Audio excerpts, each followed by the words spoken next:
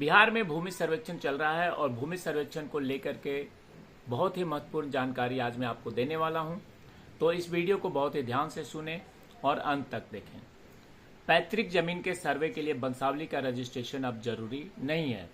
पहले ये नियम था कि सरपंच के द्वारा वंशावली बनता था, लेकिन अब रजिस्ट्रेशन की पाबंदियां को खत्म कर दिया गया है और अब आप खुद ही अपनी वंशावली बना सकते हैं।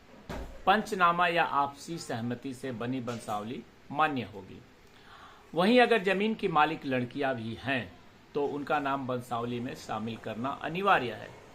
बहुत से लोग कंफ्यूज हैं कि लड़कियों का नाम शामिल हम करें या ना करें, लेकिन मैं आपको क्लियर कट बता देता हूं कि वंशावली में लड़कियों का नाम और उनका ब्यौरा शामिल करना अत्यंत ही आवश्यक है, क्योंकि अगर आप नाम छुपाते हैं या अगर आप उनका ब्यौरा शामिल नहीं करते हैं तो जो भी वंशावली आप जमा करेंगे वो वंशावली बाद में उसी गांव में आएगी सरपंच के माध्यम से, और वहां ग्राम सभा में उस वंशावली को पेश किया जाएगा और उसमें ये देखा जाएगा गांव के लोगों की कोई आपत्ति हो सकती है कि इन्होंने कुछ छुपाया है, इन्होंने कुछ लोगों के नाम दर्ज नहीं किए हैं, खास करके लड़कियों के, तो वो वंशावली आपकी रद्द कर दी जाएगी।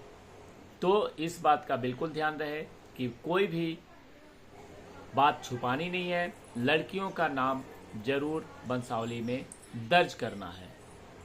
साथ ही आपको अपने जमीन से जुड़े जो रैयतों को जो प्रपत्र 2 और प्रपत्र 3 इसको भर करके जमा करना है।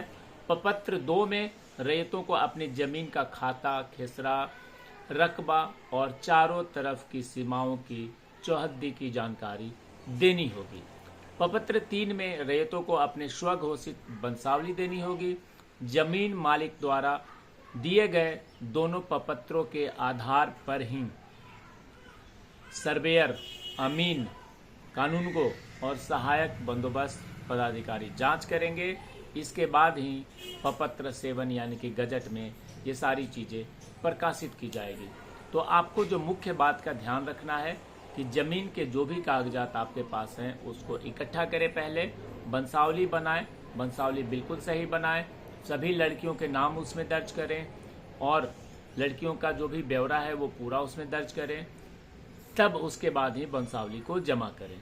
अब इसका मतलब ये नहीं है कि अगर वंशावली में लड़कियों के नाम आप दर्ज कर देते हैं तो संपत्ति उनकी हो जाएगी। ये घबराने वाली बात नहीं है। अगर लड़कियां कहती हैं कि मुझे संपत्ति चाहिए या नहीं चाहिए, ये अलग विषय है, लेकिन वंशावली में जरूर उनका नाम मेंशन करना है ताकि आपको आगे कोई दिक्कत ना आए और आपका जो जमीन का सर्वे है, जो आपने ऑनलाइन या ऑफलाइन आवेदन किया है सर्वे के लिए, वो आसान तरीके से हो जाए। लेकिन अंत में एक चीज़ और बता दूं कि जब भी जमीन के सर्वे के लिए अमीन आपके गांव में आते हैं तो उस दौरान अगर आप वहां मौजूद रहें या आपका कोई प्रतिनिधि मौजूद रहे तो बहुत सी आसान तरीके से सर्वे हो जाएगा।